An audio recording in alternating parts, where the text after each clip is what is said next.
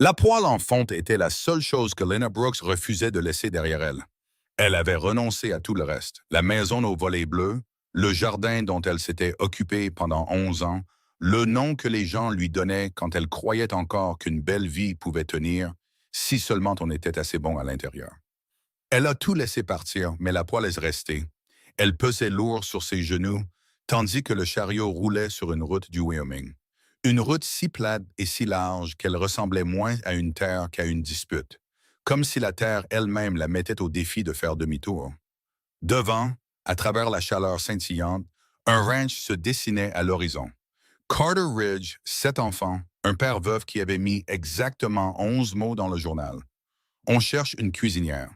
Les enfants demandent une main ferme. Référence non nécessaire.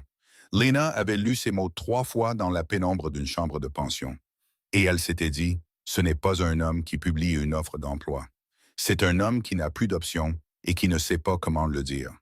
Elle resserra ses mains sur la poignée en fonte. Elle avait répondu parce qu'elle comprenait ce genre de silence particulier. Celui qui remplit une maison après que le deuil s'y est installé pour ne plus en repartir. Avant d'aller plus loin, si vous regardez cette vidéo depuis votre coin du monde, laissez un commentaire pour me dire d'où vous nous suivez. J'adore voir jusqu'où ces histoires voyagent. Appuyez sur le bouton j'aime si vous êtes déjà touché par Lena et abonnez-vous pour ne manquer aucun chapitre.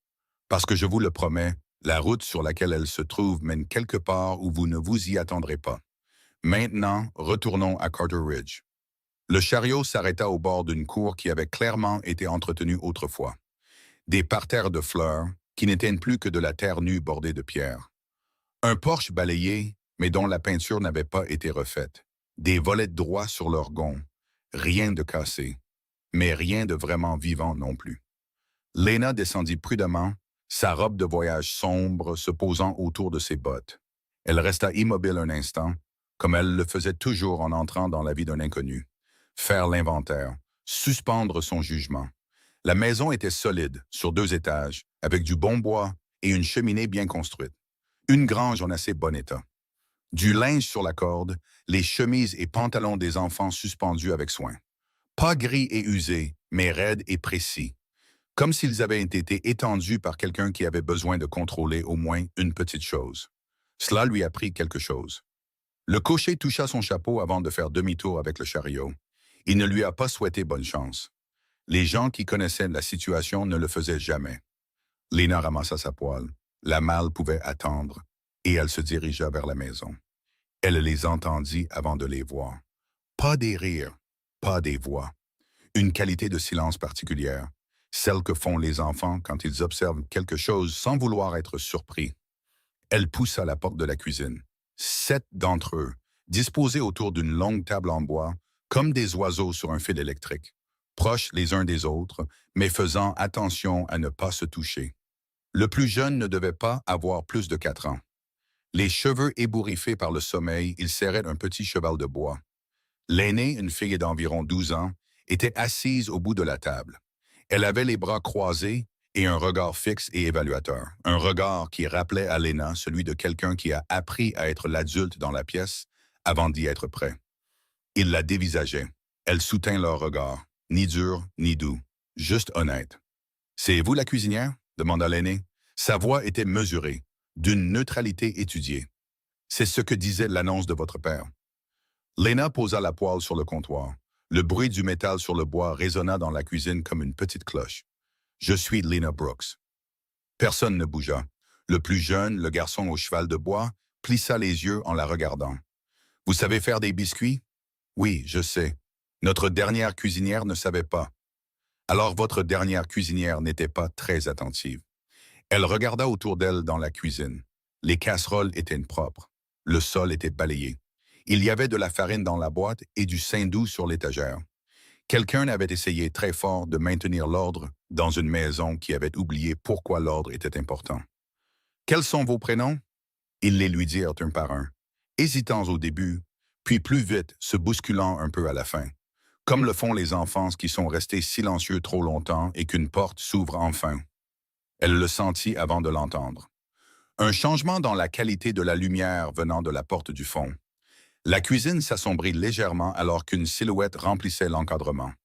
Lena finit d'apprendre le nom du dernier enfant avant de se retourner. Ethan Carter se tenait là, les bras croisés, son chapeau toujours sur la tête. Derrière lui, les champs ouverts étaient dorés par la lumière de fin d'après-midi. Il l'observait comme un homme observe quelque chose sur lequel il n'a pas encore pris de décision. Ni hostile, ni accueillant, en suspens. Monsieur Carter. Elle ne tendit pas la main. Elle avait appris que certains hommes trouvaient cela désarmant, d'une manière qui n'aidait personne. Je suis Lena Brooks. Je suppose que vous avez reçu ma lettre. En effet, sa voix était basse et égale. Il jeta un coup d'œil à la poêle sur le comptoir, puis à ses enfants, puis de nouveau à elle. Vous êtes arrivés plus vite que prévu. Je n'avais aucune raison de tarder. Elle soutint son regard. Vos enfants ont faim. Quelque chose traversa son visage, rapide, presque caché. Pas de l'offense, de la reconnaissance. Le tressaillement particulier d'un homme qui reconnaît une vérité quand elle est dite simplement. Il décroisa les bras, s'écarta de l'embrasure de la porte sans un mot. Lena se tourna vers la cuisinière. Elle posa sa main sur la poêle en fonte, fraîche et stable dans la sienne. Et elle sentit pour la première fois depuis longtemps qu'elle était exactement là où elle devait être. Non pas parce que cet endroit était bon, mais parce qu'il avait besoin de quelqu'un qui soit prêt à rester. Lena Brooks n'est pas venue à Carter Ridge pour réparer une famille. Elle est venue parce qu'elle n'avait nulle part où aller. Mais parfois, l'endroit qui vous accueille est celui qui vous sauve, si vous êtes assez courageux pour le laisser faire. Il va rendre cela très, très difficile. Abonnez-vous et laissez le nom de votre ville en commentaire. Voyons où dans le monde l'histoire de Lena atterrit. Et si cela vous a captivé, le bouton j'aime est juste là. Continuons. Le premier matin à Carter Ridge, Lena se réveilla avant le soleil. Non pas parce qu'elle en avait l'intention, mais parce que les maisons ont des bruits, des craquements et des silences particuliers qui vous disent qui elles sont, avant que quiconque à l'intérieur ne soit assez réveillé pour prétendre le contraire.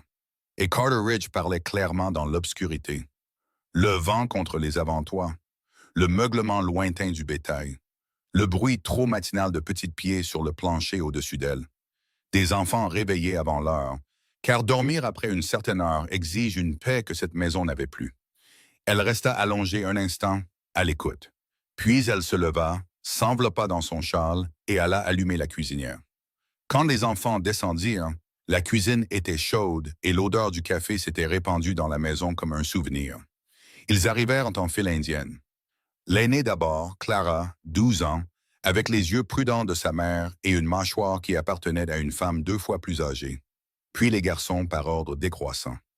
Chacun habillé, boutonné et présentable. Le plus jeune, le petit Thomas, arriva en dernier, traînant son cheval de bois par une patte, le sommeil encore doux sur son visage. Lena ne fit pas d'histoire. Elle ne s'exclama pas sur leur belle tenue ou sur le silence de leur descente. Elle posa simplement les assiettes sur la table et dit « Asseyez-vous où vous voulez ». Clara hésita comme si « où vous voulez » était une sorte de piège. Ils s'assirent aux mêmes places qu'ils avaient manifestement toujours occupées. Lena le remarqua. Elle ne dit rien. Les repas à Carter Ridge étaient un silence précis et pratiqué. Pas le silence inconfortable d'étrangers. Pas le silence tendu de personnes ayant un non-dit entre elles. C'était quelque chose de plus discipliné que tout cela.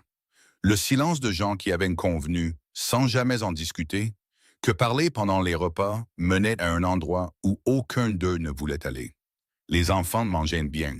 Ils disaient « s'il vous plaît et merci », utilisaient leurs serviettes et ne se battaient pas pour les biscuits. Pourtant, Lena observa l'avant-dernier, un garçon nommé Will, fixer le dernier biscuit dans le plat pendant 1 minute entière avant de décider de ne pas le demander. Elle le posa dans son assiette sans un mot. Il leva les yeux vers elle, surpris. Puis il baissa les yeux et le mangea en silence, comme si recevoir quelque chose sans avoir à le demander était presque trop étrange pour être accepté. Lena en prit note. La façon dont un enfant qui devrait simplement vouloir un biscuit devait d'abord se convaincre de ne pas le vouloir. Ce genre de retenue ne vient pas de nulle part. Ça s'apprend. Pas avec des mots, mais avec l'atmosphère.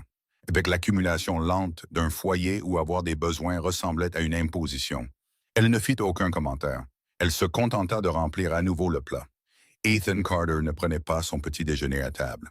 Chaque matin, Quand ses enfants descendaient, sa tasse de café était déjà rincée et sur l'égouttoir, et il était quelque part sur la propriété, à vérifier les clôtures, à travailler les chevaux, à faire les 100 choses qui font tourner un ranch et qui tiennent un homme utilement à l'écart des pièces remplies de trop de petits visages ressemblant à leur mère. Lena comprenait cela. Elle ne le jugeait pas. Un homme qui perd sa femme ne fait pas toujours son deuil d'une manière qui ressemble au deuil. Parfois, cela ressemble à du travail. Parfois, cela ressemble à un homme qui arrive pour dîner alors que les enfants ont presque fini. Il s'assoit en bout de table, une table déjà silencieuse, mange sans cérémonie et repart avant que les assiettes ne soient débarrassées. Pas méchant, pas cruel, simplement absent de la manière qui fait le plus mal. Celle où le corps est présent, mais où la personne est partie quelque part d'inaccessible. Elle l'observait comme elle observait tout dans cette maison. Attentivement, sans arrière-pensée. Elle n'était pas là pour ramener qui que ce soit de l'endroit où il s'était retiré. Pas encore. Peut-être jamais. Elle était là pour cuisiner, tenir la maison et apprendre avant toute autre chose. Apprendre ce que cette famille était vraiment, sous les apparences. C'était Clara qui faisait tout tourner. Lena le comprit à la fin du deuxième jour.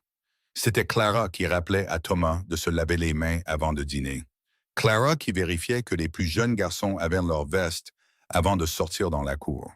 Clara qui, lorsqu'un des enfants du milieu, un garçon calme nommé Samuel, restait trop longtemps à fixer le vide après le souper, posait brièvement sa main sur son dos et disait « Allez, viens », d'une voix gentille mais épuisée par le poids d'une responsabilité qu'aucune fille de 12 ans ne devrait maîtriser. Elle ne les maternait pas parce qu'elle le voulait. Elle les maternaillit parce que le rôle avait été laissé vacant. Et elle était assez âgée pour le remarquer et assez jeune pour croire encore que c'était son devoir de le remplir.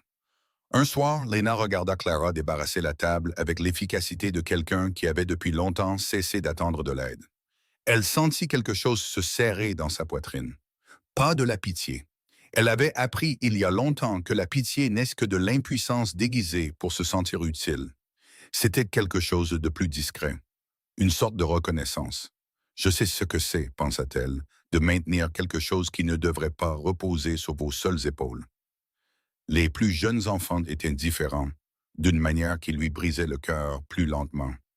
Ils ne l'évitaient pas comme la vigilance de Clara l'évitait, ou comme l'absence d'Ethan l'évitait. Ils le rôdaient. Ils trouvaient des raisons d'être dans la cuisine pendant qu'elle préparait le repas. Une question sur un bouton, une chaussette qui avait besoin d'aide, un jouet en bois qui avait une écharde. De petites excuses pour être près d'une femme adulte qui n'allait nulle part dans les 5 prochaines minutes. Ils ne demandaient pas d'histoire. Ils ne demandaient pas à être pris dans les bras. Ils avaient apparemment désappris à demander. Mais ils restaient proches et regardaient ses mains bouger sur la cuisinière avec une attention qui n'avait rien à voir avec la nourriture. Lena fredonnait parfois, doucement et sans y penser, comme elle l'avait fait toute sa vie en travaillant. La première fois qu'elle le fit, le petit Thomas s'arrêta au milieu de la cuisine et resta complètement immobile un instant. Les yeux grands ouverts, comme si quelqu'un venait de jouer une note sur un instrument dont il avait oublié l'existence. Puis il s'assit par terre dans la cuisine, près de la cuisinière, adossa son dos au placard et y resta jusqu'à ce que le souper soit prêt. Elle fredonna un peu plus fort. À la fin de sa première semaine à Carter Ridge, Lena avait très peu parlé et avait tout compris. Cette famille n'était pas brisée par le chaos. Il n'y avait pas de dispute terrible, pas de cruauté, pas de négligence que quiconque à l'extérieur qualifierait comme telle.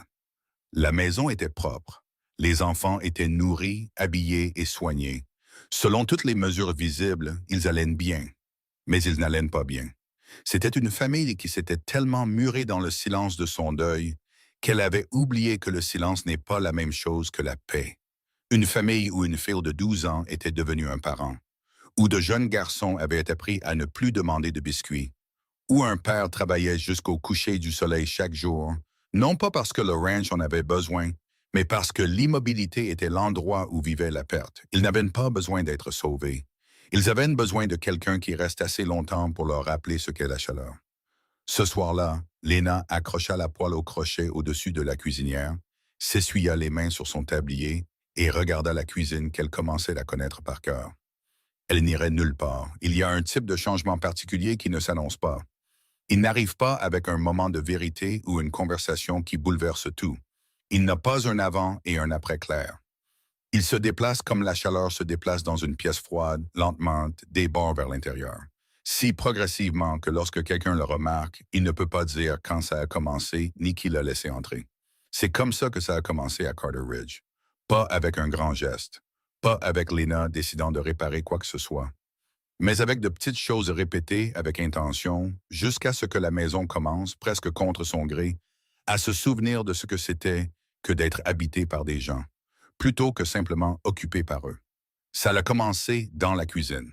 Ça commence presque toujours dans la cuisine. La première chose que Lena a changée, c'est la table. Pas de façon spectaculaire. Elle ne l'a pas réarrangée, n'a pas apporté de fleurs, ni fait de modifications qui pourraient être pointées du doigt et remises en question. Elle commença simplement à la dresser comme si les personnes qui allaient s'y asseoir comptaient. Ce qui semble être une petite chose, jusqu'à ce que vous ayez passé du temps dans une maison où les repas sont devenus purement fonctionnels, où la nourriture est un carburant et la table juste une surface sur laquelle on la consomme.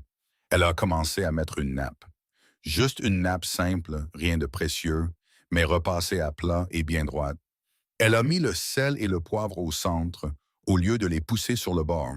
Elle a servi la nourriture dans des plats plutôt que directement de la casserole. Il y avait donc quelque chose entre la cuisinière et l'assiette, une petite cérémonie, une reconnaissance que manger ensemble était une chose qui valait la peine d'être faite avec un peu de soin. Les enfants l'ont remarqué. Ils n'ont rien dit, mais elles pouvaient le voir dans la façon dont ils s'asseyaient différemment. Un peu moins comme s'ils se présentaient au rapport, un peu plus comme s'ils arrivaient de quelque part. La deuxième chose qu'elle a changée, c'est l'endroit où elle se tenait. La première semaine, elle avait servi les repas, puis s'était retirée, restant près de la cuisinière ou du comptoir, présente mais à part, à la manière d'une femme qui comprenait qu'elle était encore une étrangère et n'avait aucun droit de réclamer une place à table. Mais quelque part dans la deuxième semaine, discrètement, elle tira la chaise au bout le plus proche et s'assit avec eux. Personne n'a commenté. Clara a levé les yeux une fois, puis les a rabaissés sur son assiette. Le petit Thomas l'a regardé s'asseoir avec une expression de calcul prudent, comme s'il mettait à jour quelque chose dans son registre interne du fonctionnement de ce foyer. Lena a déplié sa serviette, a passé le pain et a commencé à manger. Et c'était tout. Ce fut Thomas qui parla le premier. Bien sûr que c'était Thomas. Il avait 4 ans, ce qui signifiait qu'il lui restait juste assez de l'inconscience de la petite enfance. Cette fenêtre avant que le monde ne vous apprenne que vouloir des choses et les demander sont des activités qui comportent des risques. C'était un mardi après-midi et Lena était à la cuisinière, faisant revenir des oignons dans la poêle, et elle fredonnait doucement sans y penser, la même demi-mélodie qu'elle portait en elle depuis 30 ans. Thomas est entré de la cour, toujours avec son manteau, et s'est tenu au milieu de la cuisine de cette manière particulière qu'il avait, comme une petite personne qui est arrivée quelque part et qui décide maintenant de ce qu'elle va faire. Il a regardé ses mains bouger sur la poêle pendant un long moment. Puis il a dit « Qu'est-ce que vous faites ?» Lena n'a pas arrêté de remuer, n'a pas fait de cérémonie de la question, ne l'a pas regardé avec une expression qui l'aurait fait se sentir observée. Elle a simplement répondu comme on répond à quelqu'un avec qui on est en bonne compagnie depuis des années. De la sauce à l'oignon, ça va sur les biscuits ce soir. Il a réfléchi à cela. Est-ce que notre maman faisait de la sauce à l'oignon? La cuisine est devenue très silencieuse, non pas parce que c'était une question terrible, mais parce que c'était la question la plus naturelle du monde et qu'elle n'avait pas été posée à voix haute entre ces murs depuis près d'1 an. Lena a gardé les yeux sur la poêle. Sa voix est restée égale et chaleureuse. Je ne sais pas. Est-ce qu'elle en faisait? Thomas plissa le visage, réfléchissant intensément. Je crois que oui. Je crois que ça sentait comme ça. Alors peut-être qu'elle en faisait, dit Lena. Les bons cuisiniers ont tendance à trouver les mêmes choses. Il a semblé satisfait de cela. Il a enlevé son manteau, l'a drapé sur une chaise, ce qui n'était pas sa place et que Lena n'a pas mentionné, et s'est assis par terre à côté de la cuisinière avec son cheval de bois. Il est resté là jusqu'au souper. Après Thomas, les autres sont venus progressivement. Pas tous en même temps, pas avec une quelconque déclaration. Dans les jours qui ont suivi, Lena a commencé à remarquer que la cuisine mettait un peu plus de temps à se vider après le souper. Will, qui avait 7 ans et avait l'habitude de son père de se retirer rapidement, a commencé à trouver des raisons de s'attarder. Une tasse qu'il avait oubliée, une question pour savoir s'il y avait d'autres biscuits, un rapport détaillé sur quelque chose qu'un des chevaux avait fait cet après-midi, qui n'était pas vraiment une question, mais simplement un garçon qui voulait parler à quelqu'un qui écouterait. Elle a écouté. Elle a posé des questions de suivi. Pas des questions indiscrètes, des questions simples. Quel cheval? Le gris? Qu'est-ce qu'il a fait alors? Et Will, surpris à chaque fois de constater que le fil de la conversation lui était toujours tendu, a continué à parler. Plus longtemps à chaque fois, les mots venant avec moins d'effort, comme une porte dont la charnière était rouillée et qui commençait lentement à retrouver son mouvement. Samuel, le silencieux, ne parlait pas, mais il a commencé à rester à table après que les autres aient débarrassé leurs assiettes. Et il s'asseyait, le menton dans la main, et regardait Lena se déplacer dans la cuisine avec une expression qu'elle reconnaissait de sa propre enfance. L'expression d'un enfant qui a trouvé un endroit qui lui semble sûr et qui n'est pas pressé de le quitter. Elle n'a pas attiré l'attention sur sa présence. Elle l'a simplement laissé rester. Et puis un soir, un jeudi, elle en était presque certaine, Clara a dit quelque chose de sec et de sobre sur la façon dont l'un des plus jeunes garçons avait tenté de donner ses carottes au chien sous la table. Et quelque chose s'est produit qui ne s'était pas produit à cette table depuis très longtemps. Un des garçons a ri. Ce fut rapide, à peine un son, vraiment plus une expiration qu'un rire, comme quelque chose qui s'est échappé avant que le corps ne pense à l'arrêter, et puis il a disparu, ravalé. Le garçon ayant l'air presque surpris de lui-même, regardant autour de lui pour vérifier la réaction de la pièce. Lena a souri à son assiette, juste brièvement, juste assez. Elle n'en a pas fait un grand moment. Elle n'a pas dit « Voilà, vous voyez, c'est ce dont cette maison a besoin ». Elle a simplement laissé la chose être ce qu'elle était, une petite chose vraie qui s'était produite. Et elle a continué en passant le beurre. Mais elle l'a senti s'installer dans la pièce comme une pierre jetée dans une eau calme.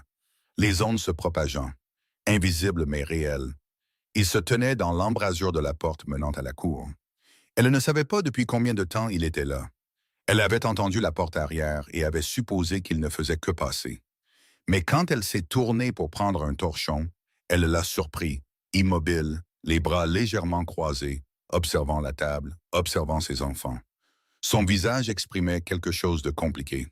Ce n'était pas l'expression fermée et distante qu'il portait habituellement dans la cuisine. Celle qui disait « Je ne suis ici que fonctionnellement et je serai parti dans un instant ». C'était différent. C'était un homme qui regardait quelque chose qu'il n'avait pas vu depuis si longtemps que la vue l'avait pris au dépourvu. Clara parlait, prononçant une phrase complète sur quelque chose qui s'était passé à ses leçons. Sa voix était encore prudente, mais vivante d'une manière qu'elle ne l'avait pas été une semaine auparavant. Will hochait la tête, intervenant. Thomas avait son cheval de bois sur la table d'une manière qui n'était techniquement pas autorisée, et personne ne l'arrêtait. Ethan se tenait dans l'embrasure de la porte et regardait ses enfants être, brièvement, des enfants. Puis il a regardé Lena. Elle a croisé son regard un seul instant, calme, sans hâte, sans rien vouloir dire de particulier, et s'est retournée à la cuisinière. Quand elle s'est retournée à nouveau, il était parti. Mais elle avait vu son visage dans cette seconde de non-défense, et elle a compris ce qu'il y avait dedans. Pas de la gratitude, pas encore. Quelque chose de plus brut que ça. La douleur particulière d'un homme qui regarde quelque chose qu'il a laissé refroidir commencer, sans sa permission, à se réchauffer à nouveau. La peur que la chaleur apporte. La façon dont l'espoir fait parfois plus mal que le deuil, parce qu'on peut s'endurcir contre le deuil, mais pas contre l'espoir. Elle a baissé la flamme sous la cuisinière et n'a rien dit. Cette nuit-là, après que les enfants furent couchés, que la cuisine fut propre et que la maison se fut installée dans son obscurité et son calme, Lena s'assit seule à table pendant un moment. Elle n'a pas passé en revue la journée. Elle n'a pas fait de plan ni de calcul. Elle s'est juste assise dans la pièce qui commençait à lui sembler sienne, dans une maison qui commençait à ressembler à quelque chose dont elle faisait partie, et elle l'a écouté respirer. Parce qu'elle respirait maintenant, pas pleinement, pas librement. Le deuil dans ses murs était vieux et patient, et il ne bougerait pas rapidement, ni à bon marché, ni sans coup. Ethan Carter gardait toujours ses distances. Clara portait encore trop de choses. Les plus jeunes se réprimaient encore d'une manière qui prendrait bien plus que de la sauce à l'oignon et une nappe sur la table pour être défaite. Mais un garçon avait posé une question sur sa mère, et un enfant avait ri au souper, et ce n'était pas de petites choses. C'était une des premières pousses vertes après un long hiver, fragile, improbable, ne demandant rien à personne sinon d'être laissé tranquille assez longtemps pour devenir quelque chose. La maison n'avait pas guéri, mais elle avait commencé, tranquillement et sans cérémonie, à respirer. Elena Brooks avait l'intention de rester jusqu'à ce qu'elle apprenne à le faire toute seule. Il y a un type d'homme particulier qui fait son deuil en travaillant. Vous connaissez ce genre d'homme. Peut-être en avez-vous aimé un. Peut-être en avez-vous été un. Le genre qui, lorsque tout s'effondre, découvre que le seul endroit où il peut encore se comprendre est dans le mouvement, dans l'accomplissement de choses concrètes et nécessaires. Les poteaux de clôture, les horaires d'alimentation, la rotation des cultures et l'entretien de l'équipement, et les 100 petits détails qu'un ranch, une activité exige et qui n'exige en retour rien de plus compliqué que la présence et l'effort. Ethan Carter était ce genre d'homme. Il l'avait été avant Caroline, et il était redevenu ce genre d'homme après elle, de la manière dont le deuil nous ramène parfois à des versions antérieures de nous-mêmes. Pas les meilleures versions, pas celles que nous avons choisies, mais celles qui savaient comment survivre. Il se levait devant ses enfants. Il travaillait jusqu'à la nuit tombée. Il fournissait de la nourriture sur la table, des vêtements sur de petits dos, un toit qui ne fuyait pas, un ranch qui réalisait des bénéfices malgré les aléas de la météo du Wyoming et la chute des prix du bétail. Selon toutes les mesures externes, il faisait ce qu'un père était censé faire. Il se le disait régulièrement. Il avait besoin de se le dire régulièrement parce qu'une partie de lui, celle qui se tenait dans les embrasures de porte et observait, savait déjà que ce n'était pas toute la vérité. Cela avait commencé si discrètement qu'il avait presque réussi à se convaincre de ne pas le voir. Thomas, bavardant à la table du souper à propos de quelque chose que le cheval gris avait fait. Will s'attardant dans l'embrasure de la cuisine après la fin du repas, parlant de la manière nonchalante d'un garçon qui a un endroit confortable où être, Clara. Et c'est celle-ci qu'il avait glacée la première fois qu'il en avait été témoin, Clara qui riait. Pas la version prudente et abrégée du rire qu'elle avait développé au cours de l'année écoulée, la reconnaissance polie que quelque chose était légèrement amusant. Un vrai rire, spontané, brièvement sans défense, le rire d'une fille qui avait oublié un instant qu'elle y était censée tout gérer. Il traversait la cour quand il l'a entendu à travers la fenêtre de la cuisine. Il s'est arrêté de marcher et resté là dans l'air du soir, mon chapeau à la main, et a écouté sa fille rire comme elle le faisait autrefois. Il a senti quelque chose le traverser, si entremêlé de choses contradictoires qu'il n'aurait pas pu le nommer clairement si on le lui avait demandé. Du soulagement, il y en avait. L'expiration d'un homme qui s'est tenu responsable de chaque silence dans une maison et qui voit ces silences se lever. Mais sous le soulagement, ou peut-être entremêlé avec lui, quelque chose de plus dur, quelque chose qui ressemblait dangereusement à une perte, ce qui n'avait aucun sens car ce qu'il observait était le contraire de la perte. Sauf si ce que vous aviez perdu était le droit exclusif au chagrin de vos enfants, sauf si une partie de vous avait secrètement, honteusement, eu besoin qu'il soit aussi inaccessible que vous. Il n'a pas examiné cette pensée longtemps. Il a remis son chapeau et est allé à la grange. C'était un mercredi soir, après le souper, les enfants déjà à l'étage. Lena était à la cuisinière, pas vraiment en train de cuisiner, mais veillant comme on veille sur un feu qui n'a pas besoin de grand-chose, mais qui bénéficie d'être surveillé. Une marmite de quelque chose de lent et d'aromatique sur le feu doux. La cuisine était ambrée et chaude. La dernière lumière du jour avait disparu de la fenêtre et la lampe sur la table rendait la pièce plus petite et plus supportable que les pièces ne le sont généralement dans le noir. Elle l'entendit avant de le voir.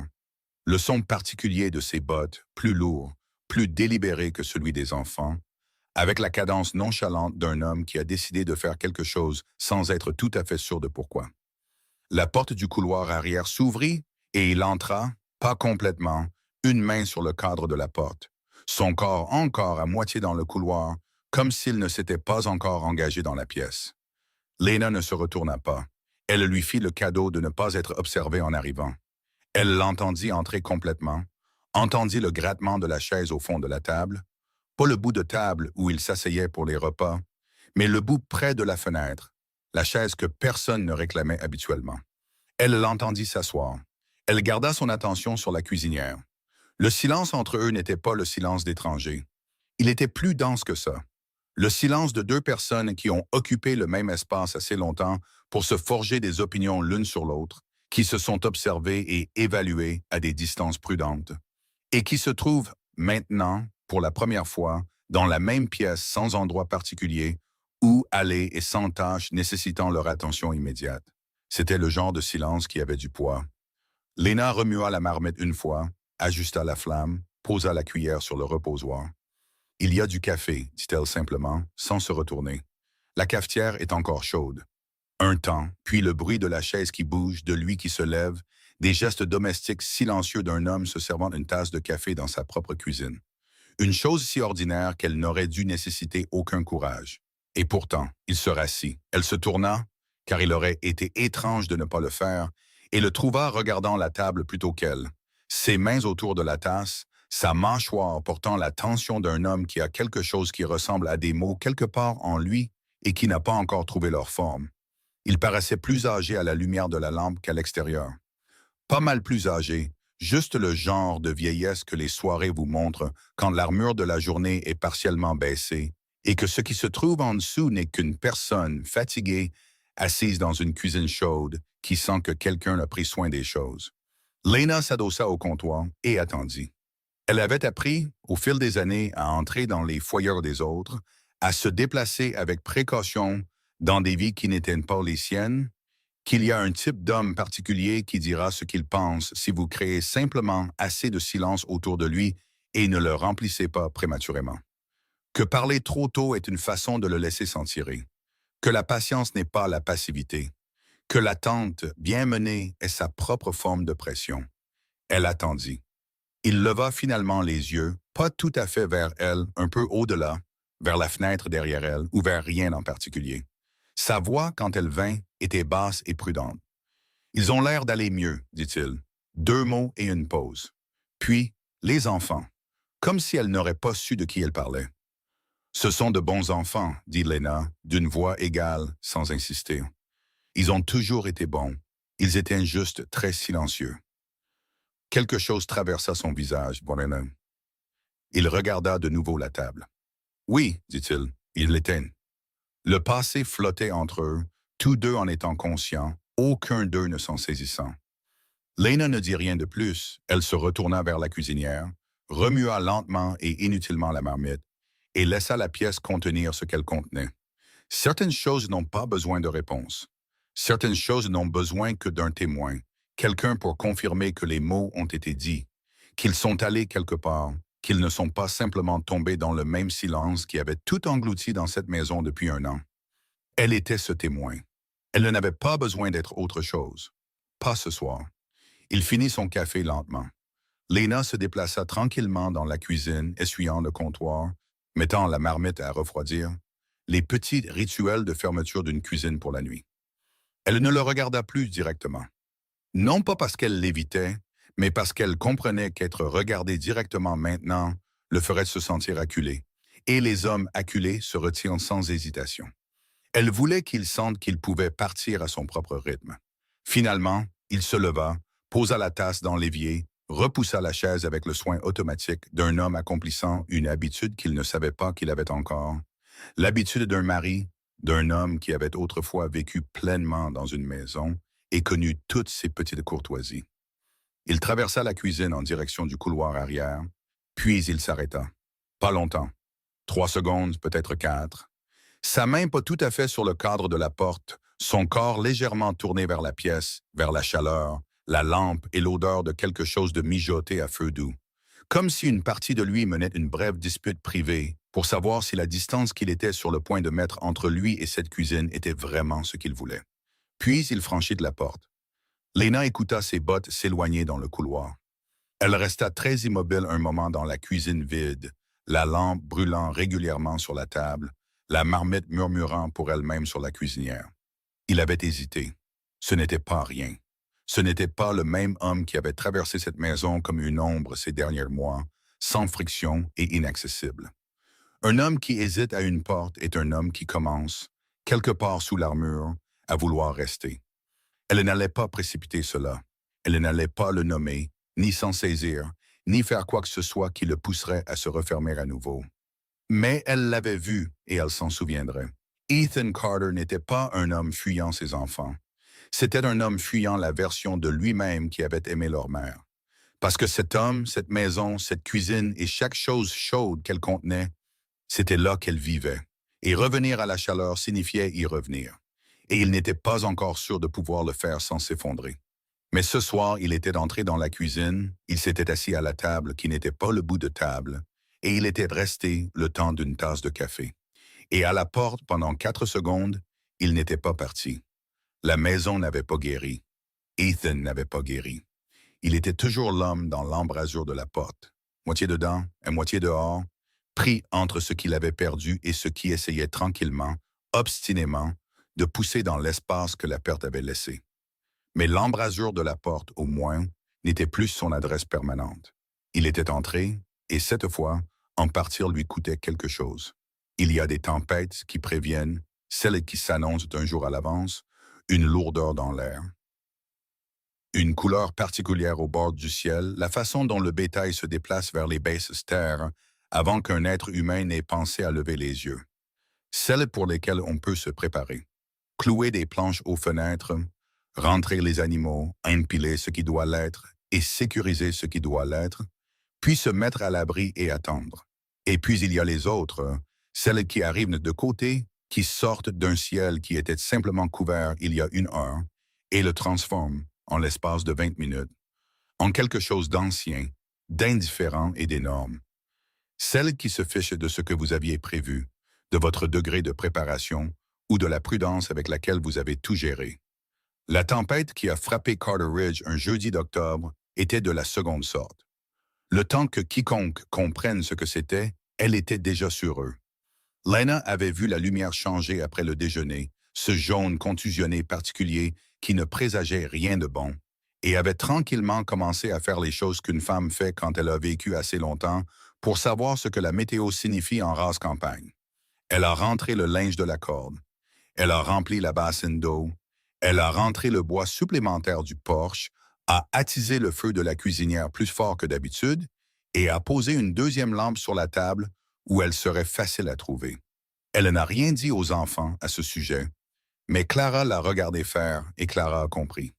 En milieu d'après-midi, le vent avait trouvé la maison. Pas doucement. Il n'y avait rien de doux dans la façon dont il est arrivé, se jetant contre les murs et les fenêtres avec une sorte d'insistance aveugle et énorme. Le ciel avait pris la couleur d'une échymose. La température avait chuté de 15 degrés en 1 heure. Les plus jeunes enfants qui jouaient dans le salon se sont tus de la manière dont les petites créatures se taisent lorsque l'environnement change soudainement et que le corps sait quelque chose avant l'esprit. Lena est venue à l'embrasure du salon. Dans la cuisine, a-t-elle dit, vous tous. Elle ne l'a pas dit avec urgence. Elle l'a dit comme on dit quelque chose quand on sait déjà que ça va arriver et qu'on ne fait que diriger la séquence. Un par un, puis tous en même temps, ils sont venus. La cuisine, elle les a accueillis comme elle les accueillait depuis des semaines, avec de la chaleur, de la lumière, avec l'odeur de quelque chose sur le feu qui signifiait « Voici un endroit où quelqu'un prend soin des choses ». 7 enfants se sont disposés autour de la table et près de la cuisinière, les 2 plus jeunes se pressant sans gêne dans les espaces les plus proches de Lena.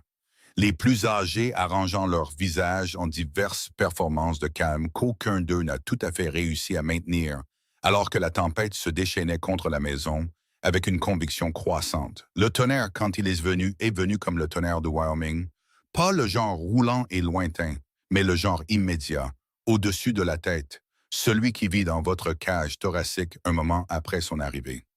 Les fenêtres ont tremblé, la lampe a vacillé. Le petit Thomas a émis un son qu'il a immédiatement essayé de ravaler, et Lena a posé sa main sur ses cheveux sans baisser les yeux, sans en faire un événement, comme on pose sa main sur quelque chose qui a besoin d'être stabilisé. Il s'est pressé plus près. Dehors, le monde était devenu entièrement blanc, bruyant et inaccessible. À l'intérieur, ils attendaient. C'est la foudre qui a tout déclenché. Un éclair si proche et si brillant que pendant une seconde entière, La cuisine est devenue blanche, chaque ombre effacée, chaque visage illuminé, et puis le craquement a frappé la maison comme une chose physique.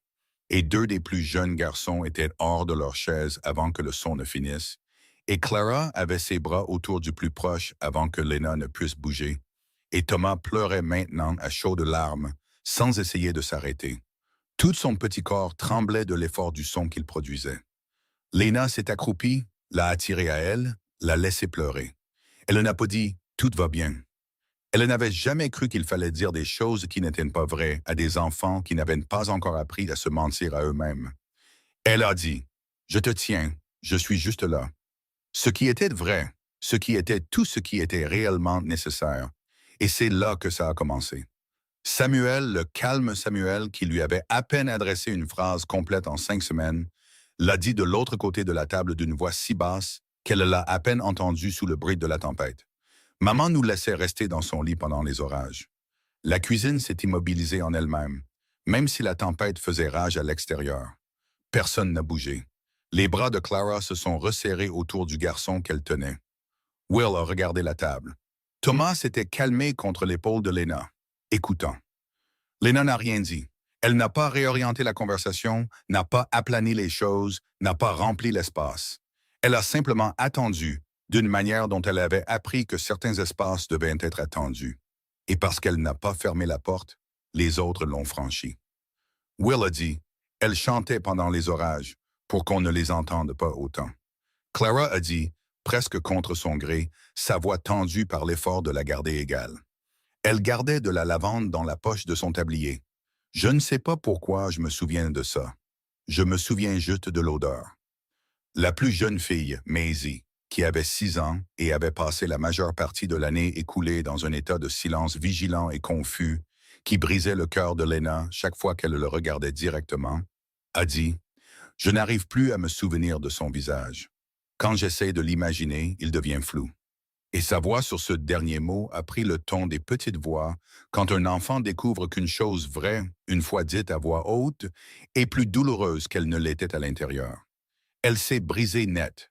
Clara a émis un son qui n'était pas un pleur, mais qui est la chose qui se produit juste avant de pleurer quand on l'a retenu pendant 11 mois et que quelque chose trouve enfin la faille.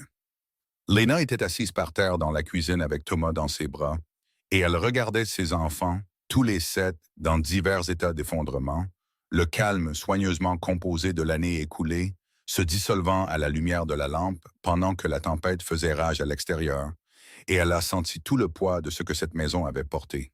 Pas le deuil exactement, ou pas seulement le deuil, la solitude insupportable d'un deuil qui avait été contraint au silence, un deuil qui avait été nourri, vêtu, géré et mis au lit à l'heure, mais qui n'avait jamais, pas une seule fois en 11 mois, été autorisé à exister simplement pour ce qu'il était. L'amour énorme, légitime et hurlant d'enfant pour une mère qui était partie, qui était partie, qui était partie et dont on ne parlait pas, dont on ne nommait pas le nom et dont on ne se souvenait pas à voix haute dans cette maison, comme si le silence pouvait rendre la perte plus petite, alors qu'en fait il l'avait rendue infiniment plus grande. Elle a tenu Thomas. Elle a tendu sa main libre à Maisie, qui l'a prise et s'y est accrochée. « Parlez-moi d'elle », a dit Lena, doucement, fermement, comme une instruction et une invitation à la fois. « Dites-moi quelque chose dont vous vous souvenez. » Ils ont parlé longtemps. De petites choses au début, la lavande, le chant, une façon particulière qu'elle avait de siffler en étendant le linge, un gâteau qu'elle faisait pour les anniversaires que personne n'avait refait depuis, un mot qu'elle utilisait pour l'heure juste avant le souper, dont ils ne connaissaient pas l'origine mais qu'ils avaient toujours aimé. Et puis Will, le pratique, le prudent Will, qui mesurait ses mots et les dépensait rarement sans but, a levé les yeux de la table et a dit ce qui vivait clairement en lui depuis très longtemps. Pourquoi Père ne parle-t-il pas d'elle? Pas en colère, pas accusateur, juste un garçon posant une question à laquelle il avait besoin d'une réponse, avec la franchise particulière d'un enfant, qui n'a pas encore appris à protéger les gens qu'il aime des choses qu'il a vraiment besoin de savoir. La cuisine a retenu la question. Lena a regardé Will pendant un long moment. Elle a réfléchi attentivement à ce qu'elle devait à cet enfant. Pas du réconfort, pas de fausse assurance, mais la vérité sous une forme qu'il pourrait porter. Parce que, dit-elle lentement, Certaines personnes aiment si fort que perdre quelqu'un leur enlève les mots. Pas parce qu'elles ne le ressentent pas, mais parce qu'elles le ressentent trop et qu'elles n'ont pas encore trouvé le chemin pour le traverser. Will la regarda. Va-t-il le trouver? Je pense que oui, dit-elle. Je pense que certaines personnes ont besoin de voir qu'il est sûr de le ressentir avant de pouvoir le faire. Sûr comment? Sûr comme ça, dit-elle simplement. Comme ce que vous faites tous en ce moment. Quelque chose a changé dans la pièce. Elle l'a senti, subtil, pas dramatique, mais réel. La façon dont une pièce se sent différente après l'ouverture d'une fenêtre. La même pièce, les mêmes murs, mais quelque chose qui bouge maintenant qui n'avait pas pu bouger avant. La tempête a commencé à se calmer après la tombée de la nuit. Pas d'un coup, de la manière dont les tempêtes se calment progressivement, les intervalles entre les coups de tonnerre s'allongeant, le vent passant d'un rugissement à une plainte puis à un murmure, le monde extérieur se réassemblant du chaos pour redevenir simplement froid et silencieux. Les enfants se sont endormis là où ils étaient, pour la plupart. Thomas sur l'épaule de Lena, Maisie la tête sur la table, les plus grands s'appuyant les uns contre les autres de la manière spontanée des gens qui se sont vidés de leurs larmes, jusqu'à une sorte d'ouverture qui rend la proximité naturelle plutôt que gênante. Lena était assise à la lumière de la lampe et les écoutait respirer. La cuisine sentait la fumée de bois, les restes du souper et autre chose, quelque chose qu'elle ne pouvait pas nommer exactement, une certaine qualité de pièce qui a contenu quelque chose qu'elle avait besoin de contenir depuis très longtemps et qui a finalement été autorisée à le déposer. On avait parlé de Caroline Carter ce soir. Son nom avait été dans la pièce. Sa lavande, son chant, son gâteau, son mot d'anniversaire, tout cela de retour dans l'air où il appartenait, prononcé par les 7 personnes au monde qui l'avaient le plus aimé et qui avaient porté le poids de son absence en silence total pendant 11 mois. Cette maison n'avait pas guéri, mais ce soir, pour la première fois, elle avait fait son deuil. Et le deuil, le vrai deuil, le deuil exprimé, tenu, témoigné et partagé, n'était pas le fond du problème. C'était le début du chemin pour le traverser. Lena a regardé les visages de ses enfants endormis et a compris que quelque chose s'était brisé ce soir, qui ne pouvait et ne devait pas être refermé. Quoi qu'il arrive ensuite, il faudrait le construire sur cela, sur la vérité enfin dite dans la cuisine, dans la tempête. Il y a un moment dans chaque maison qui a retenu son souffle, un moment où la chose qui a été soigneusement évitée pendant des mois, la chose que tout le monde a contournée avec une telle précision que l'évitement en est venu à ressembler à la normalité, entre enfin au centre de la pièce et refuse d'être contourné plus longtemps. Ce moment à Carter Ridge est arrivé à 11 heures un jeudi soir. La tempête s'était calmée en un faible murmure. Le monde extérieur était sombre, humide et immobile. Et Ethan Carter, qui avait passé les pires heures de la tempête dans la grange à sécuriser ce qui devait l'être et à rester, honnêtement, plus longtemps que nécessaire, Ethan Carter est rentré à la maison. Il l'a entendu avant d'ouvrir la porte, ou plutôt, il a entendu le silence qui suit les pleurs. Cette qualité particulière de calme qui n'est pas un calme ordinaire, qui porte en elle le résidu de quelque chose d'émotionnel, d'épuisant et de réel, de la même manière qu'une pièce garde l'odeur de la fumée longtemps après que le feu se soit éteint. Il s'est arrêté, la main sur la porte, puis il l'a ouverte. La cuisine était ambrée et basse, la lampe brûlant régulièrement sur la table. Ses enfants dormaient, pas dans leur lit, pas disposés de manière ordonnée et gérée, comme l'était habituellement lors du coucher à Carter Ridge, mais ici, dans la cuisine, dans l'étalement inconscient d'enfants qui s'étaient vidés de leurs larmes et s'étaient simplement arrêtés là où ils étaient. Thomas sur les genoux de Lena, une main tenant encore lâchement le cheval de bois. Maisie la joue sur la table, ses cheveux défaits et emmêlés, les garçons s'appuyant les uns sur les autres avec l'absence totale de conscience de soi que l'épuisement profond produit chez les gens qui ont, pour une fois, cessé de jouer la comédie du calme. Claire était réveillée. Elle était assise droite au fond de la table, les yeux ouverts. Et quand Ethan a franchi la porte, elle l'a regardé avec une expression qui l'a arrêté net, car ce n'était pas l'expression prudente et maîtrisée de 12 ans en paraissant 40 qu'elle portait depuis 11 mois.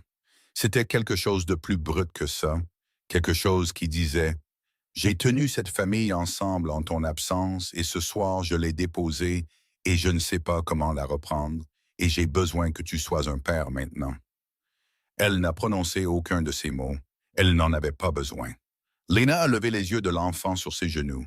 Son expression était calme, ni froide, ni accusatrice, simplement l'expression d'une femme qui attendait ce moment et avait déjà décidé comment elle comptait y faire face. Ethan se tenait dans l'embrasure de la porte. Son chapeau était toujours sur sa tête. Son manteau était humide. Il regardait ses enfants avec l'expression d'un homme qui vient de tomber sur la preuve de quelque chose qu'il ne peut contester. Il a mis les enfants endormis au lit.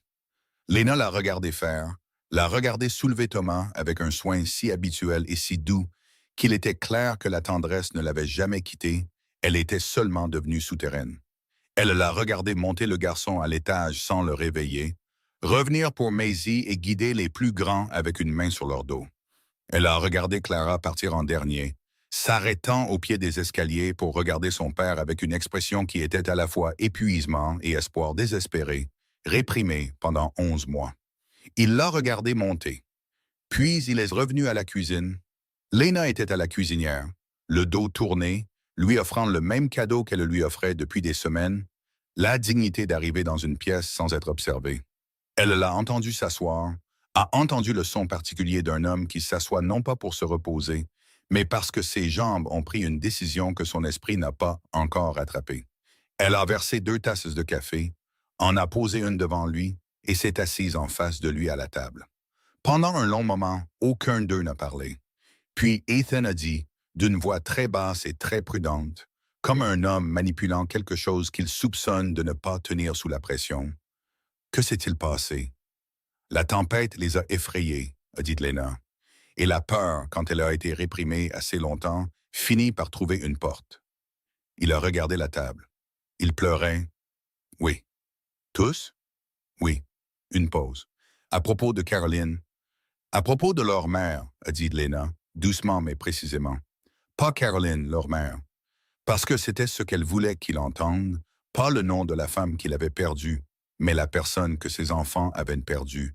L'absence qui avait vécu dans cette maison au centre de tout pendant 11 mois sans jamais être nommée. Il a posé sa main à plat sur la table, un geste de stabilisation, le geste d'un homme qui sent le sol bouger sous lui et cherche quelque chose de solide. Lena l'a regardé pendant un long moment avant de parler à nouveau. Elle n'était pas en colère. C'était important. Elle n'avait aucune colère pour cet homme parce qu'elle l'avait compris depuis le début comme quelqu'un qui n'était pas cruel, pas indifférent, qui n'échouait pas par manque d'amour, mais par manque de savoir comment porter l'amour et la perte dans les mêmes mains sans laisser tomber les deux. Mais comprendre quelqu'un ne signifiait pas le protéger de la vérité. Vos enfants ont fait leur deuil seuls, a-t-elle dit, chacun d'entre eux, pendant près d'1 an. Il n'a pas levé les yeux. Clara a materné les plus jeunes parce que le rôle était vacant et qu'elle était assez âgée pour le remarquer. Walt a ravalé des choses qu'il avait besoin de dire parce qu'il n'y avait personne à qui les dire. Maisie m'a dit ce soir qu'elle ne se souvient plus du visage de sa mère et elle l'a dit comme une confession, comme si c'était quelque chose dont il fallait avoir honte.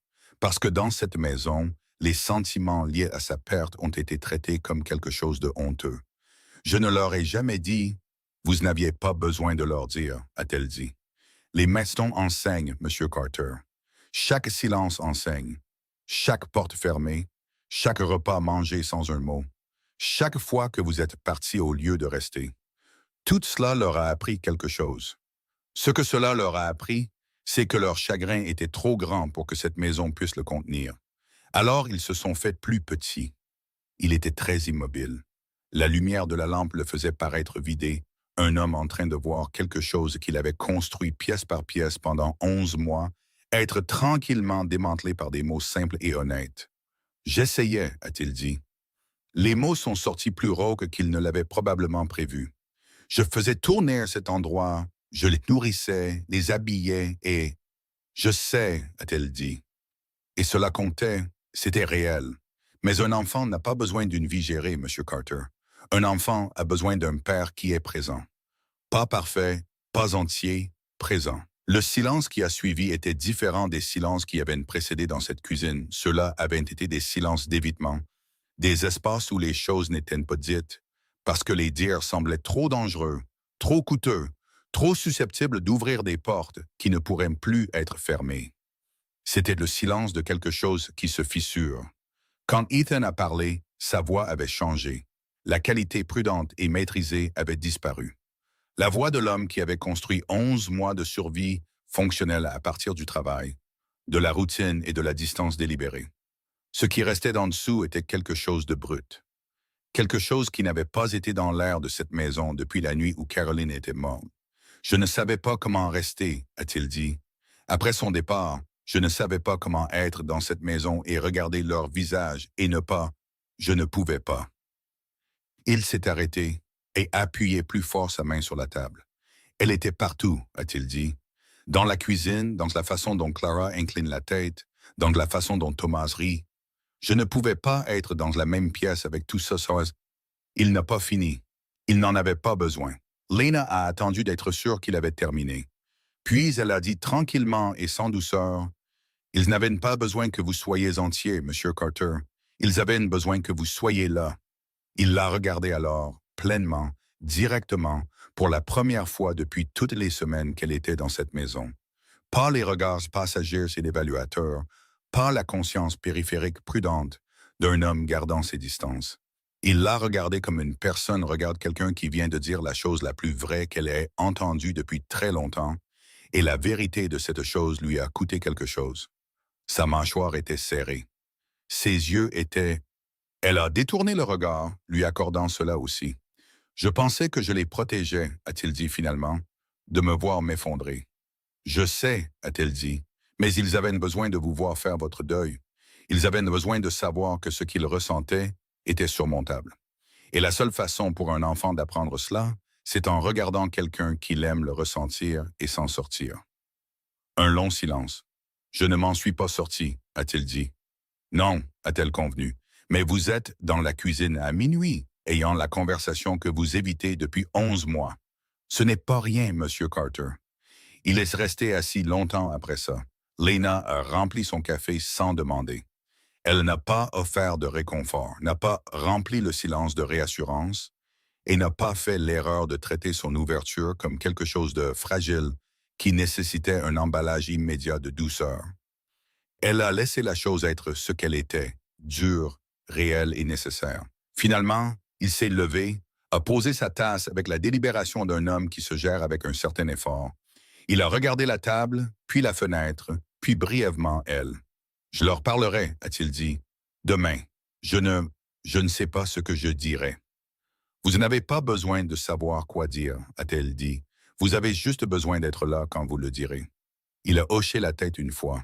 Le hochement de tête d'un homme acceptant un poids qu'il refusait depuis près d'un an et découvrant, à sa surprise compliquée, qu'il n'est pas plus lourd que ce qu'il portait déjà. Il s'est dirigé vers le couloir. Il n'a pas hésité dans l'embrasure de la porte cette fois. Il s'est arrêté au milieu de la pièce, le dos tourné, et elle l'a entendu respirer. Une respiration lente, instable, le genre qui se produit lorsque quelque chose de fermement tenu est très légèrement relâché. Puis il a franchi la porte et est monté à l'étage. Lena est restée seule dans la cuisine. La lampe brûlait toujours. La tempête s'était complètement calmée. Dehors, le monde était lavé, sombre, et attendait le matin. Les murs de Carter Ridge n'étaient pas tombés ce soir. Ethan Carter n'était pas, dans un sens simple, guéri. Son chagrin était vieux, profond et tenace, et il ne se résoudrait pas dans une conversation de cuisine de minuit autour de 2 tasses de café. Clara se réveillerait encore demain, en portant plus qu'elle ne le devrait. Les plus jeunes auraient encore besoin de temps, de patience et du travail lent et prudent d'être autorisés à ressentir des choses dans une maison qui commençait seulement à apprendre. Rien de tout cela n'était terminé, mais quelque chose s'était fissuré ce soir qui avait été scellé pendant 11 mois. Un homme avait dit « Je ne savais pas comment rester ». Et en le disant, en laissant quelqu'un l'entendre, il avait, sans vraiment le savoir, fait son premier pas en arrière. En arrière vers la cuisine, en arrière vers ses enfants, en arrière vers les vivants. Abonnez-vous pour être là pour ça. Laissez le nom de votre ville en commentaire. Je veux savoir où ce chapitre a atterri ce soir. Et si cette histoire vous a touché, le bouton « J'aime » sait quoi faire. Les petites villes ont la mémoire longue et la tolérance courte. Ce n'est pas une condamnation.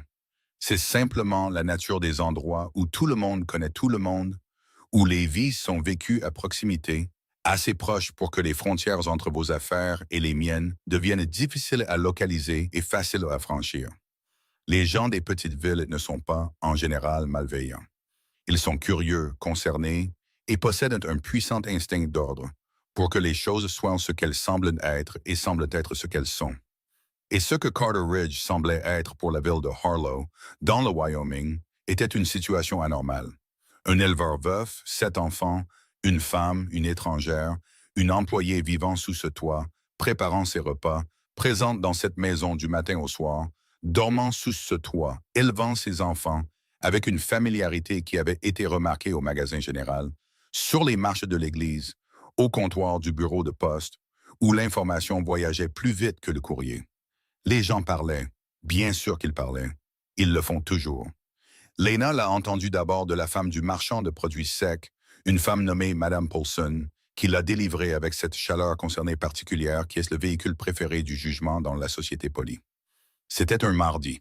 Lena était venue en ville pour de la farine, du sel et quelques autres provisions, et Madame Paulson s'était matérialisée à son coude, à la manière des femmes qui attendaient une opportunité et en reconnaissaient une qui se présentait.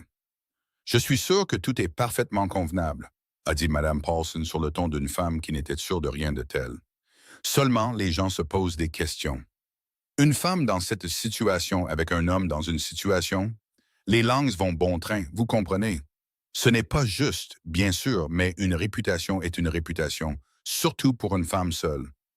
Lena l'avait regardé calmement et avait acheté sa farine.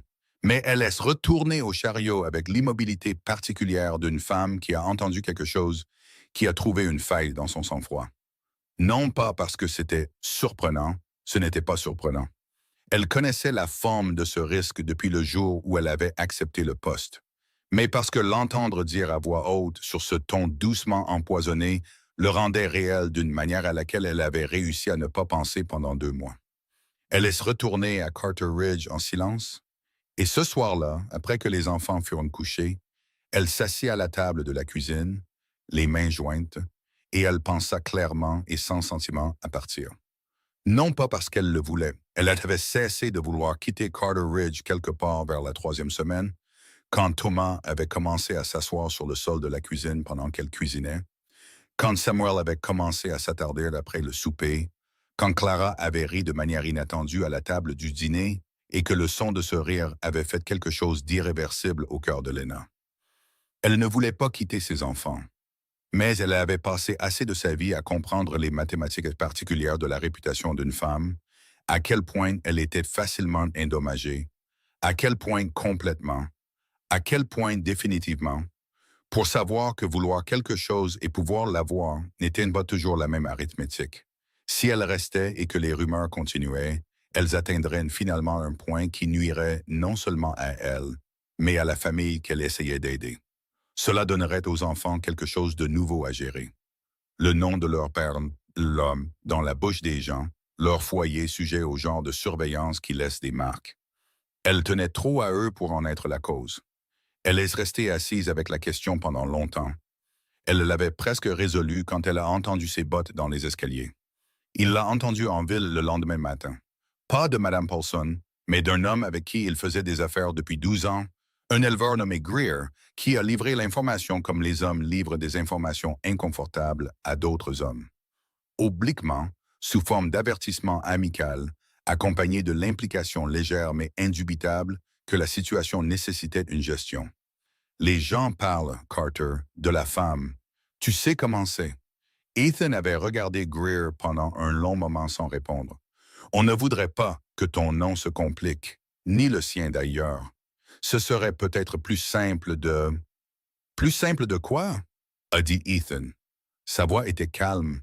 C'était le calme particulier d'un homme qui n'est pas encore en colère, mais qui se tient au bord de la colère et qui est parfaitement conscient de ce qu'il y a de l'autre côté.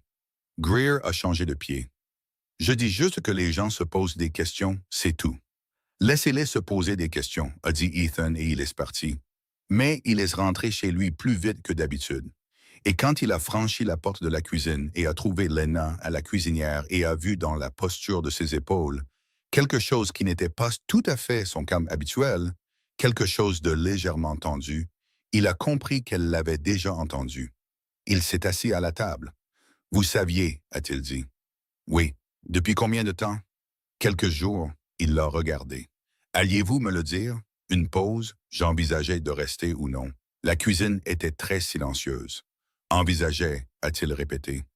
Il semblait possible, a-t-elle dit prudemment, que ma présence coûte à cette famille plus qu'elle ne lui apporte, que les rumeurs atteignent un point qui... Non, a-t-il dit, juste ça, plat et certain. Elle s'est détournée de la cuisinière, l'a regardé directement. Monsieur Carter. Non, a-t-il répété, puis, avec la délibération d'un homme choisissant ses mots parce qu'ils vont devoir avoir du poids. Vous ne quittez pas cette maison parce que les gens en ville n'ont rien de mieux à faire que d'inventer une histoire sur une femme décente faisant un travail qui devait être fait. Cela n'arrivera pas. Il est retourné en ville le vendredi. Le moment n'était pas accidentel. Le vendredi était le jour où Harlow se rassemblait. Le jour du marché, le jour où le magasin général, le bureau de poste et le marchand d'aliments pour animaux étaient pleins, le jour où tout ce qui serait dit devant suffisamment de gens pour que cela compte. Lena ne savait pas qu'il y allait. Elle l'a appris après coup par Clara, qui avait entendu son père partir tôt et avait apparemment compris avec la perception étrange d'un enfant qui a prêté une attention très particulière aux adultes autour d'elle pendant très longtemps que quelque chose d'important se passait. Ce qui s'est passé à Harlow ce vendredi-là n'était pas dramatique à la manière des voix élevées ou des confrontations prolongées. C'était quelque chose de plus calme et, à certains égards, de plus définitif que cela. Ethan Carter est entré dans le magasin général où 3 hommes qu'il connaissait depuis des années discutaient de son foyer avec l'autorité confortable de gens qui n'y avaient jamais mis les pieds. Et il s'est tenu au milieu de cette conversation et l'a laissé mourir d'elle-même dans le silence. Puis il a dit d'une voix égale, sans hâte, et qui ne laissait absolument aucune place à l'interprétation. Lena Brooks est venue chez moi quand mes enfants avaient oublié comment être des enfants.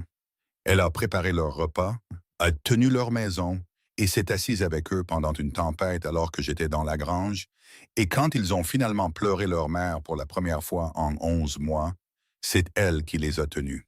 Elle a été plus présente dans cette maison, plus honnête, plus véritablement utile que quiconque a frappé à cette porte au cours de l'année écoulée, y compris des gens qui se disent de la famille.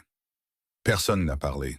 Je recommanderais, a-t-il dit, que toute personne ayant des préoccupations quant à la convenance de mon foyer adresse ses préoccupations directement à moi.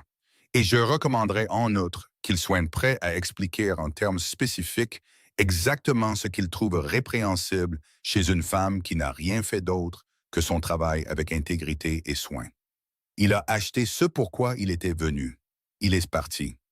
Derrière lui, le magasin général était silencieux de la manière dont les pièces deviennent silencieuses lorsque quelque chose a été dit qui redéfinit les termes d'une conversation de manière permanente. Quelque chose a changé après ce vendredi. Pas d'un coup, pas de façon spectaculaire, mais de manière perceptible, comme une saison change, le moment précis où la qualité de la lumière change, et vous comprenez que ce qui viendra ensuite sera différent de ce qui a précédé. Ethan a commencé à apparaître à la table du petit déjeuner. Pas tous les matins au début, mais certains matins assis en bout de table avec son café.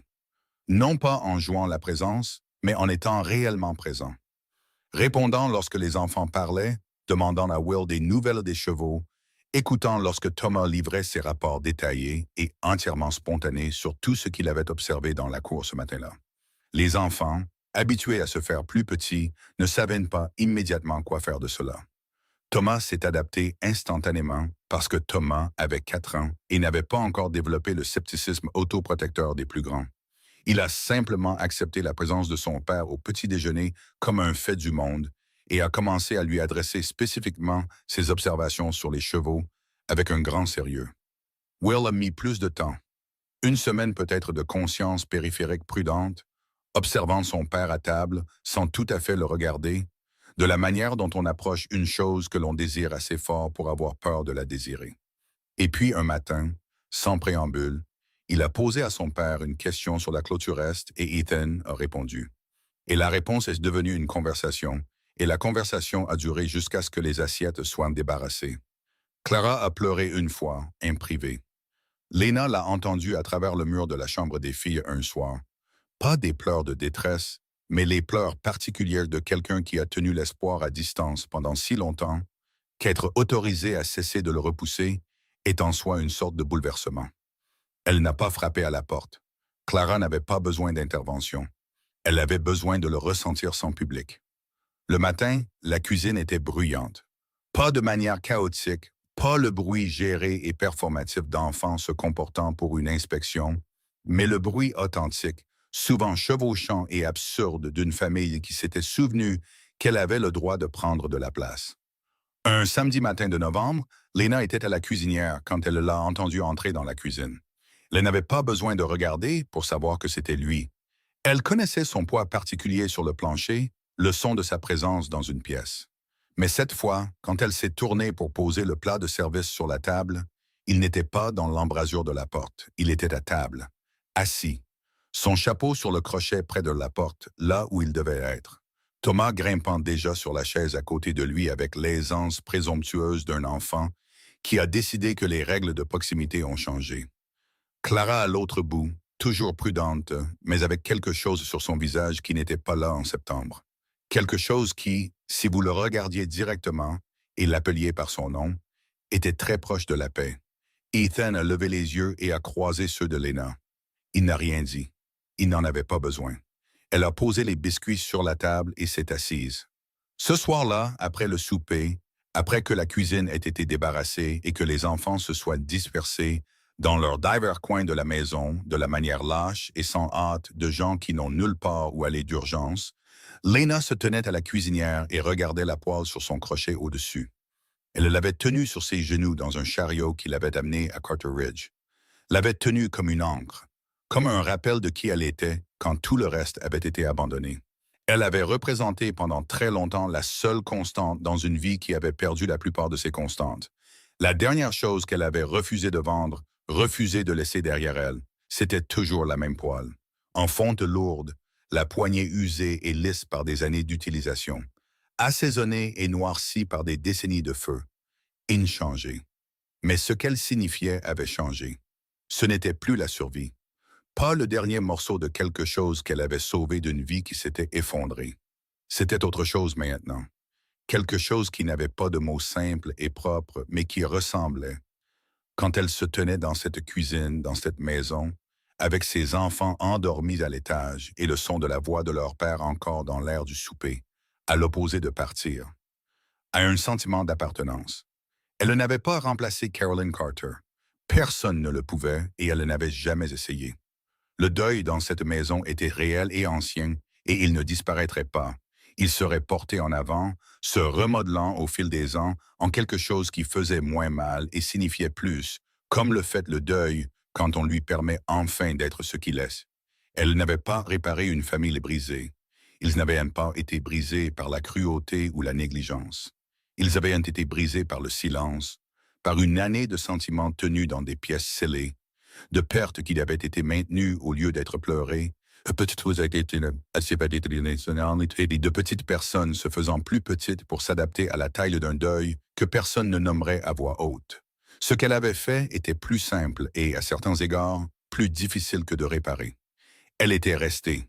Elle avait entretenu le feu, mis la table, s'était assise avec eux, avait fredonné en travaillant, avait fait de la place dans la cuisine pour le cheval de bois d'un enfant de 4 ans, avait tenu des enfants dans une tempête quand leur chagrin avait enfin trouvé sa porte et avait dit la vérité à un homme dans une cuisine de minuit, parce que cela devait être dit et qu'elle était la seule dans la pièce. Elle était restée et elle avait été présente. Et dans une maison à qui une année de silence avait appris qu'on ne pouvait pas compter sur la présence, cela seul avait été tout. La poêle était accrochée à son crochet, non pas comme la dernière chose qu'elle possédait, mais comme la première chose qu'elle a ramenée à la maison. C'est ici que l'histoire de Lena Brooks s'arrête. Pas terminée. Les vies ne se terminent pas proprement et les histoires qui valent la peine d'être racontées non plus. Ethan Carter aurait des jours plus difficiles à venir. Clara porterait l'habitude de prendre soin plus longtemps qu'elle ne le devrait avant d'en être doucement, progressivement, soulagée. Les plus jeunes auraient besoin d'années, de patience et du lent travail de grandir dans une maison qui apprenait, pièce par pièce, à contenir à la fois le deuil et la joie sans choisir entre les deux. Rien de tout cela n'était terminé. Mais l'homme qui avait vécu dans les embrasures de porte était entré dans la lumière. Les enfants qui avaient ravalé leur rire riaient à nouveau. Et dans la cuisine chaude, ambrée, sentant la fumée de bois, les biscuits et quelque chose de mijoté à feu doux, une femme qui était arrivée avec rien d'autre qu'une poêle en fonte et la volonté de rester avait trouvé une chose qu'elle ne s'était pas autorisée à chercher. Pas le sauvetage, pas la rédemption, pas la restauration de quelque chose de perdu, quelque chose de nouveau, quelque chose qui était entièrement, spécifiquement, uniquement à eux. Et la poêle est restée sur le crochet, exactement là où elle devait être. Voilà l'histoire de Lena, 7 chapitres. Une poêle, une maison qui avait oublié comment ressentir et une femme qui est restée assez longtemps pour le lui rappeler. Si cette histoire vous a trouvé quelque part et vous a touché, laissez le nom de votre ville en commentaire. Je veux connaître tous les endroits où ces personnages ont voyagé. Abonnez-vous pour être là quand la prochaine histoire commencera, car il y a toujours une autre maison, une autre porte, une autre personne au bord de quelque chose se demandant s'il est sûr d'entrer. Aimez cette vidéo si Lena l'a mérité et je vous dis à la prochaine.